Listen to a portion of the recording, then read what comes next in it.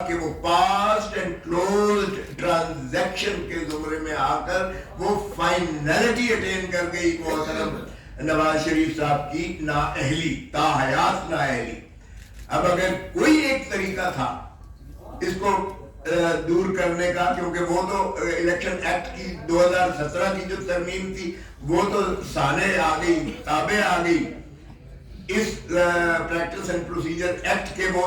مسترد کرنے کے اس اپیل کی شک کو۔ تو اس کا مطلب یہ ہوا کہ اگر کسی طریقے سے آپ نے اسے اہلیت دینی ہے یا اس فیصلے کو جو سپریم کورٹ کا ہے اس کو آپ نے اوور ریچ کرنا ہے تو ایک ہی طریقہ ہے کہ آرٹیکل 184 آرٹیکل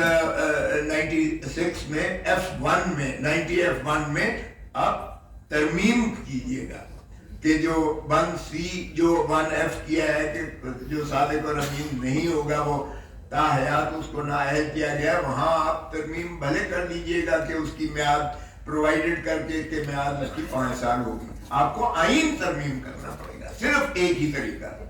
اور چونکہ پارلیمان ہے ہی نہیں آئین تو ترمیم ہو نہیں سکتا ہے۔ تو یہ ان کے تو بادشاہ سلامت کے جو ہے کاغذات نامزدگی سارے منظور کر لیے گئے،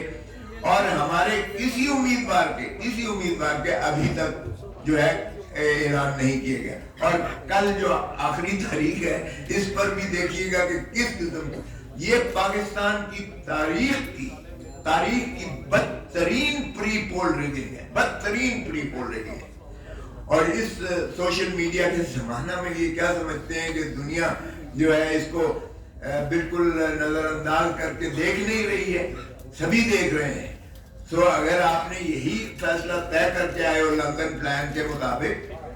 کہ بادشاہ سلامت کو 4تھی مرتبہ وزیر اعظم بنانا ہے، تو پھر خدا را یہ کیوں اذیت اور کرب میں قوم کو ڈال رہے ہیں؟ جس طرح چیئرمین صاحب نے کہا، اس سے انسٹیبلٹی بڑھے گی، پاکستان کی معیشت ڈوبے گی، اور یہ کوئی پاکستان کا جو بہی خار نہیں کر سکتا ہے۔ خدا را آپ نے لندن پلان کے تحت ایک ایک کرتے اس طرح اپنے کیسز کو تو بڑی سرعت کے ساتھ فیصلے کروا کے آپ بری ہو گئے، پوتر ہو گئے۔ تو کیا وہ پاناما لیگ کے جو پاناما میں جو انڈیپینڈنٹ جو ہے دنیا کے مانے ہوئے لوگ تھے جنہوں نے تصدیق اور تفتیش کی ساری دنیا کی، وہ صرف شریف خان وعدے کے بارے میں نہیں تھی، وہ باقی دنیا کے بھی تھے، جو غیرت مند جو تھے جن کے بارے میں آئے وہ مستعفی ہو گئے۔ لیکن ہم نے وہ 6 جو آف شور کمپنیز تھی، کہتے ہیں جی نام نہیں ہے نواز شریف کا، نام نہیں۔ اور بھائی 6 آف شور کمپنیز جو شیل کمپنیز ہیں وہ ہیں ہی آپ ہی کی، اور جس طرح سے منی لانڈرنگ ہوئی، جس طرح سے لیئرنگ ہوئی، جس طرح سے قاضی فیملی کے اکاؤنٹس میں پیسے ٹرانسفر ہوئے، جس طرح سے حساب دار کا کنفیشنل سٹیٹمنٹ آیا، جس طرح سے براڈ شیٹ جو یعنی ایسٹس فائنڈنگ جو ایک نیب نے اس وقت کی نیب نے اپوائنٹ کیا تھا بین الاقوامی ڈیٹیکٹیوز کو، انہوں نے جو ان کی انرٹس کی ساری پراپرٹیز، اور جس طرح سے پھر JIT بنی اور 10 والیوم سپریم کورٹ میں دیے گئے، وہ سب یہ کہتے ہیں ردی کی ٹوکری تھی جی وہ۔ تو پھر تو ماشاءاللہ آپ تو پوتر ہو گئے، اور بعد میں آپ دھرتی ماں کو لوٹنے کا جس طرح سے آپ نے ہر دفعہ مرتبہ کیا ہے، آپ 4تھی مرتبہ پھر لوٹ کے جا رہے ہیں، قوم دیکھ رہی ہے، اور اب لوگوں کو آپ نہیں بنا رہے۔ اتنی دھاندلی کے باوجود پری پولنگ کے 8 فروری ہونے دیں، الیکشن کو ٹرانسپیرنٹ کرنے دیں، پھر خائف کس لیے، ڈرتے کس لیے؟ یہ ساری آپ کی جو چل رہی تھی ابھی آپ کو دکھائی گئی ہے۔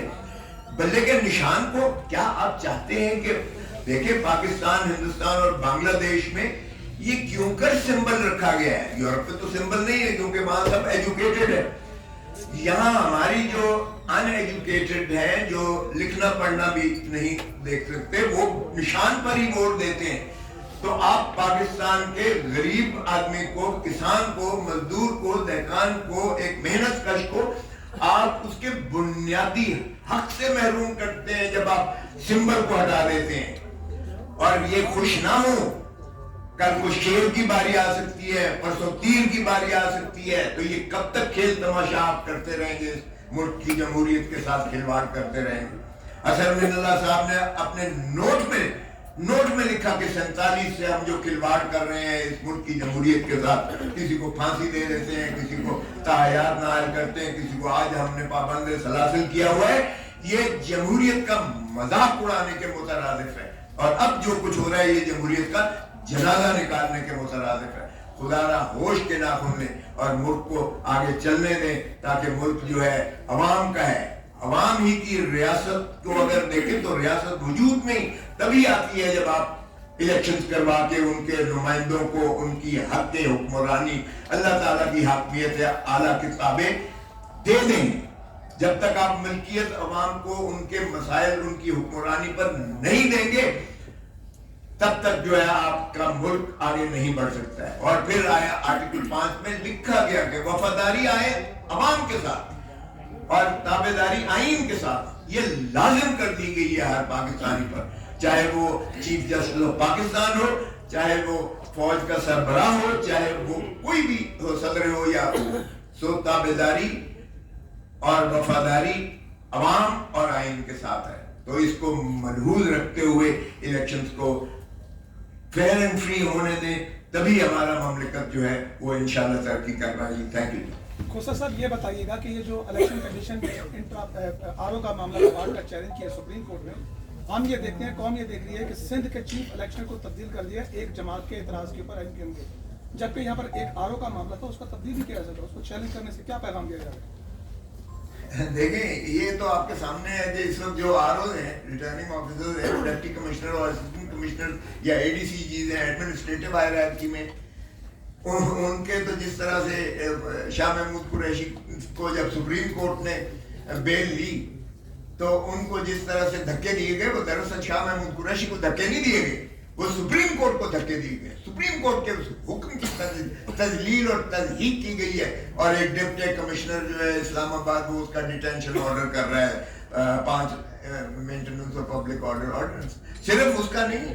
بے شمار ڈپٹی کمشنرز کے آرڈرز ہیں۔ آج تک پرویز الہی کو چھوڑا ہے انہوں نے، وہ اس کو بھی دھکے دے رہے ہیں، ایک عدالت سے دوسری عدالت، دوسری سے تیسری عدالت ہے۔ اور یہی اسلام آباد ہائی کورٹ کے ایک جج صاحب نے آپ دیدہ ہو کر کہا کہ ہمارے پاس اگر مخلصی لینی ہے تو جائیں جا کر ٹی وی پر اپنا بیان دیں، ہمارے پاس کیا لینا ہے۔ اس حد تک جو ہے بے بسی کبھی عدلیہ کا تضحیق نہیں ہوئی تھی جو یہ پی ڈی ایم کی حکومت نے کی، یا چیئر ٹیکرز جو ہیں، یہ چیئر ٹیکرز نہیں اب رہے، یہ چیئر ٹیکر یہ تسلسل ہے اس کا، کنٹینیوٹی ہے اس کی۔ اور یہ جس طرح سے تذلیل اور تضحیق کر رہے ہیں آئین کی بھی اور عدلیہ کی بھی، یہ ریٹرننگ آفیسرز کو دیکھیں، جب تک یہ جوڈیشل آفیسرز نہیں بنیں گے، جوڈیشل آفیسرز میں یہ نہیں کہہ رہا ہوں کہ وہ بھی کوئی، لیکن قدرے بہتر ہوتے ہیں، اس لیے کہ ان کی ٹرانسفر پوسٹنگ اور ان کی تنزلی وہ اور تقرری وہ ایگزیکٹو کے اختیار میں نہیں ہوتی ہے، وہ جوڈیشری کے اپنے اختیار میں، چیف جسٹس اور ایڈمنسٹریٹو جج کے۔